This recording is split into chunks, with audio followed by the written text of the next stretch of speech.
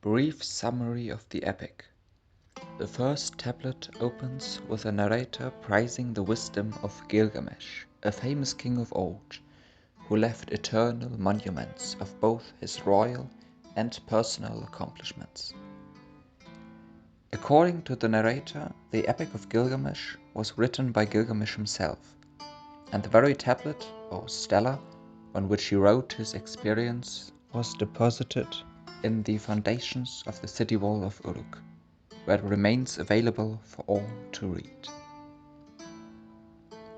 Gilgamesh is described as 2/3 divine and 1/3 human, extraordinary in strength and beauty. However, he oppresses the young men and women of Uruk in some way, and gods respond by creating a counterpart of him.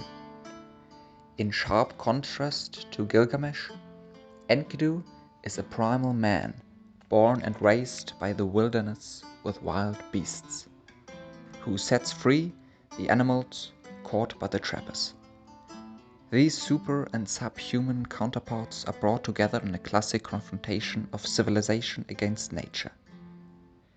Abandoned by the wild beasts, Enkidu then adopts the way of civilized men and eventually goes on to Uruk to meet and challenge Gilgamesh.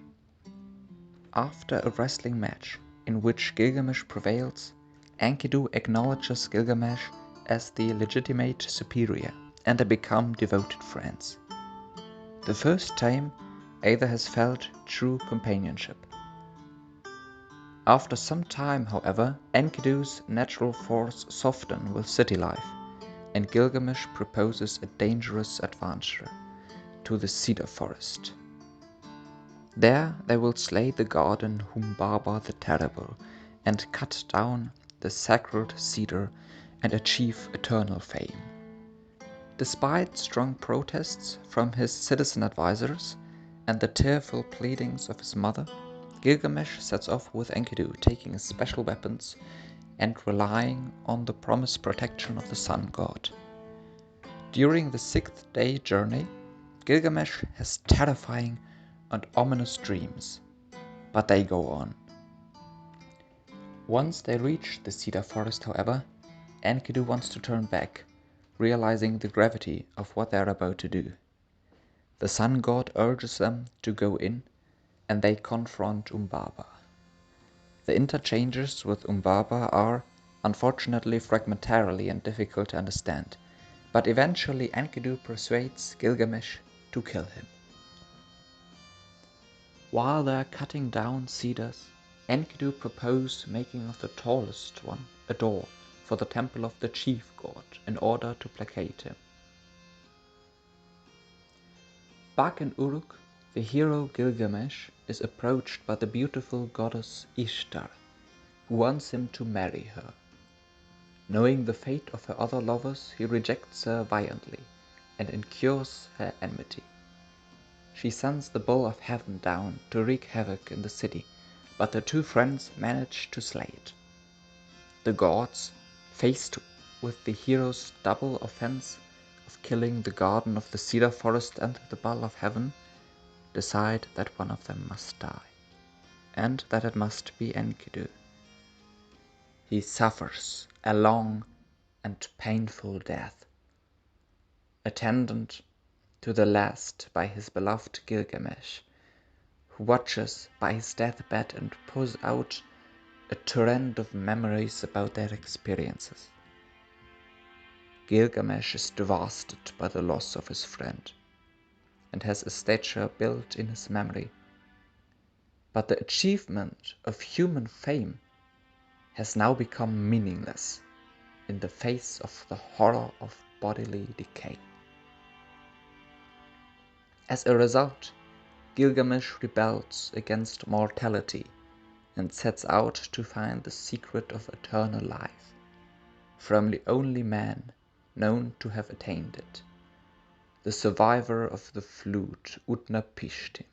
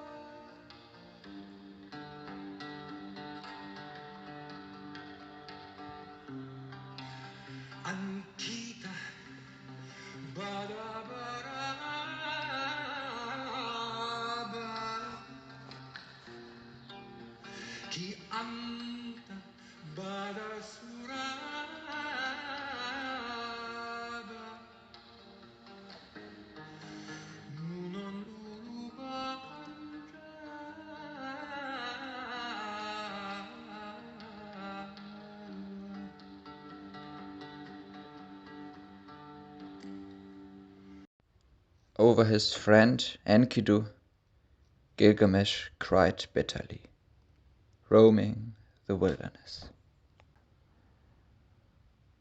I'm going to die. Am I not like Enkidu?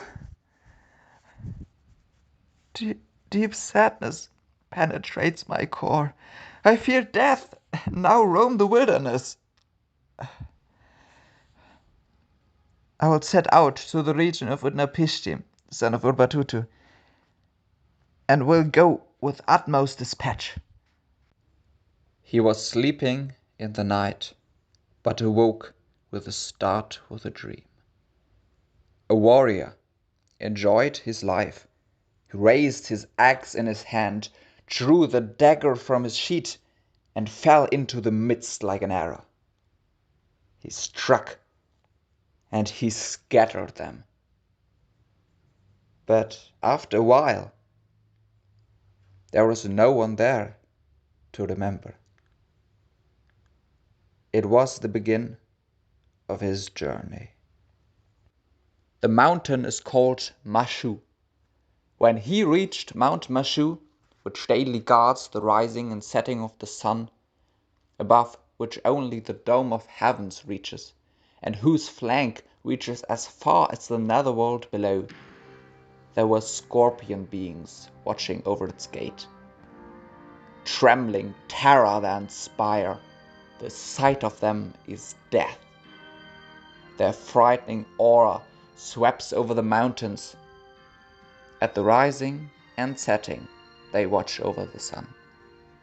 When Gilgamesh saw them, trembling terror blanked his face, but he pulled himself together and drew near to them. The scorpion being called out to his female, "He who comes to us, his body is the flesh of gods." The scorpion being his female answered him, "Only 2/3 of him is a god, 1/3 is human." The male scorpion being called out, saying to the offspring of the gods, "Why have you traveled so distant a journey? Why have you come here to me, over rivers whose crossing is treacherous? I want to learn your reasons." Gilgamesh spoke, saying, "I have come on account of my ancestor Utnapishtim, who joined the assembly of the gods and was given eternal life. About death and life I must ask him." The scorpion being spoke to Gilgamesh, saying, "Never has there been, Gilgamesh, a mortal man who could do that.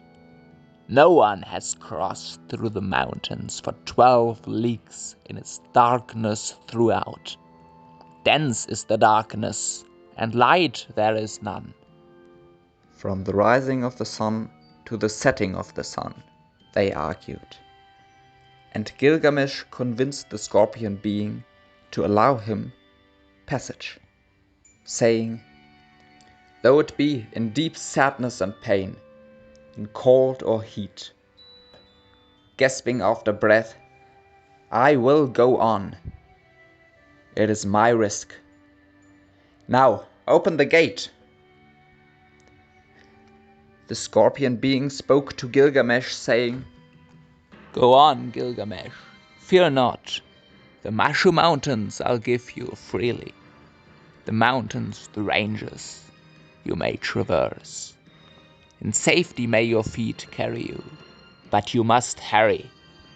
If the sun catches up with you, it will burn you. The gate of the mountain awaits you." As soon as Gilgamesh heard this, he heeded the utterances of the scorpion beings.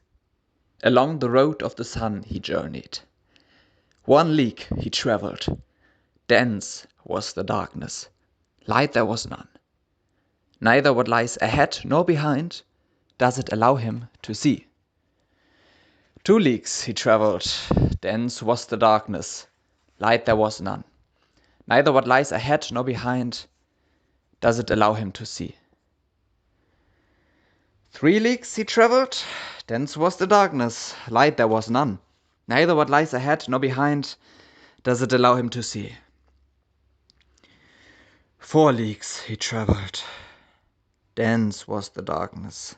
Light there was none. Neither what lies ahead nor behind does it allow him to see. 5 leagues he traveled. Dense was the darkness. Light there was none.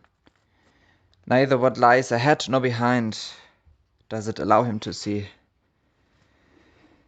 6 leagues he traveled. Dense was the darkness. Light there was none. Neither what lies ahead nor behind does it allow him to see.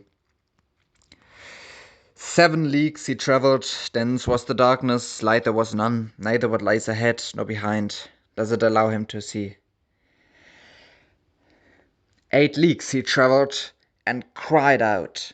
Dense was the darkness. Light there was none. Neither what lies ahead nor behind does it allow him to see. 9 leagues he traveled. The north wind it licked at his face. Dense was the darkness. Light there was none. Neither what lies ahead nor behind does it allow him to see.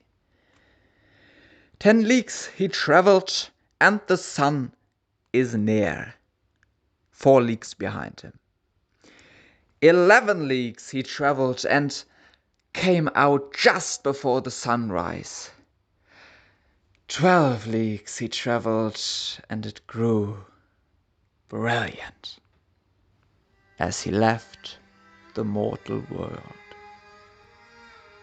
Before him there were trees of precious stones, and he went straight to look at them.